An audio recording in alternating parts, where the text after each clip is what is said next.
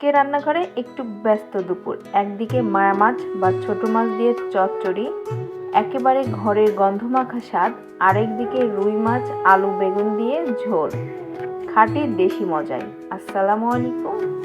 এইদিকে আমি মাছটাকে সুন্দরভাবে ধুয়ে নিয়েছি, আর এদিকে আলু বেগুনটা কেটে নিয়েছি, মাছটায় লবণ হলুদ মাখিয়ে রেখেছি, আর এদিকে টোটাল বাটা মশলা রেডি করে নিয়েছি, এটা ব্লেন্ড করে নেব।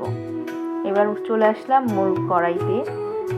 আমি চুলোতে একটা প্যান দিয়ে দিয়েছি, এখানে তেল দিয়ে পেঁয়াজটা দিয়ে দিয়েছি।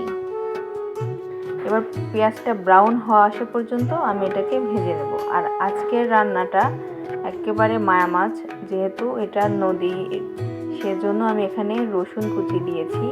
পেঁয়াজের যখন বেরেস্তা করছিলাম তখন এটা দিলে এই স্বাদটা একটু দ্বিগুণ হয়। আর এখানে আমি বাটা মশলা আলাদা করে দেই নাই, যেহেতু আমি সবগুলো একবারে রেডি করে ব্লেন্ড করে নিই, তার জন্য আমি কতটুকু পরিমাণ কি দিলাম সেটা আর কি বোঝানো সম্ভব নয়, এজন্য আর বোঝালাম না।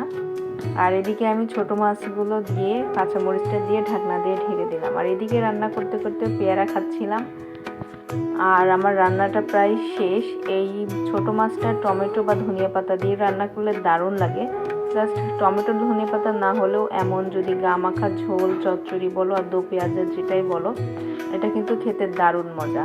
আর অপর দিকে আমি রান্না করব রুই মাছ, তার জন্য আমি রুই মাছটা সুন্দরভাবে ভেজে নিচ্ছিলাম।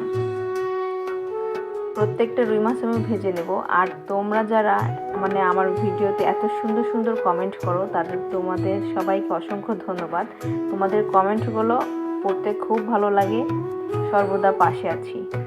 আর এইদিকে আমি পেঁয়াজটা ব্রাউন কালার হয়ে আসছে, এই যে আমার বাটা মশলাটা দিয়ে দিলাম। এখানে পেঁয়াজ, রসুন, জিরা, আদা বাটা আর সাথে শুকনো মরিচ আর হলুদের গুঁড়া একসাথে মিশিয়ে আমি এটাকে দিয়ে দিলাম।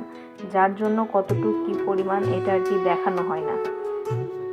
আর এদিকে আমি আলু বেগুনটা কেটে ধুয়ে নিয়েছিলাম, আর সেটা আমি অল্প অল্প করে দিয়ে দিচ্ছি। আর আলু বেগুন দিয়ে রুই মাছটা রান্না করলে দারুণ মজা লাগে। এর মধ্যে টমেটো অ্যাডজাস্ট করলে কিন্তু আরও মজা লাগে। আর কিছুদিন পর শীতকাল আসতেছে, শীতকালে কিন্তু সবজির তরকারি খেয়ে দারুণ মজা লাগে।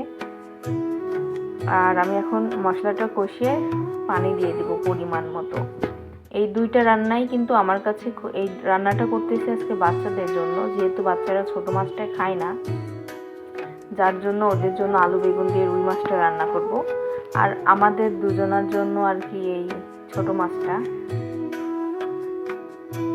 তো পানি ফুটে আসছে, যার জন্য আমি এখানে মাছগুলো প্রত্যেকটা দিয়ে দিলাম। আর আজকে অনেক দিন পর একটা রান্নার একটা ডেইলি ব্লগ শেয়ার করলাম, কেমন লেগেছে অবশ্যই জানাবেন। এক পাশে মায়া মাছের চচ্চড়ি, অন্য পাশে রুই মাছের ঝোল, দুই রকম স্বাদ, দুই রকম ভালোবাসা। একবার খেলে বুঝে যাবে গ্রামের রান্নার মজার কোনো তুলনা হয় না। ভিডিওটি কেমন লেগেছে অবশ্যই জানাবে, আর একটা সুন্দর কমেন্ট করে যাবে।